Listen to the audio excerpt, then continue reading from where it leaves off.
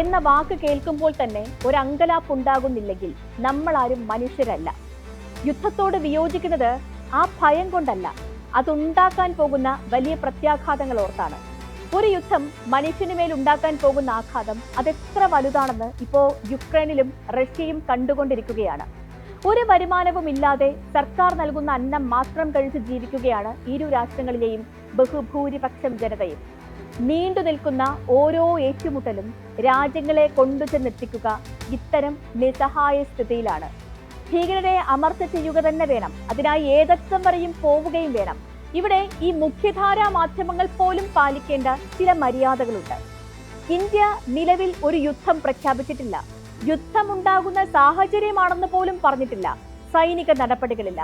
ഭരണപരവും നയതന്ത്രപരവുമായ നടപടികളാണ് പാകിസ്ഥാനെതിരെ നമ്മുടെ രാജ്യം ഇതുവരെ സ്വീകരിച്ചിട്ടുള്ളത്. ഈ സമയത്ത് ജനങ്ങളിലേക്ക് യുദ്ധഭീതി എത്തിക്കുന്ന വിധത്തിൽ ഈ സൈനിക ശക്തികളൊക്കെ താരതമ്യം ചെയ്യുന്നത് എന്തിനാണ്? ഇന്ത്യയുടെയും പാകിസ്ഥാന്റെയും സൈനിക ശക്തി ഒരു താരതമ്യവും ഇല്ലാത്തതാണെന്ന് ഏവർക്കും അറിയാവുന്നതല്ലേ. ഇന്ത്യക്കുള്ളതിന്റെ പകുതി സൈനികർ മാത്രമാണ് പാകിസ്ഥാനിലുള്ളത്.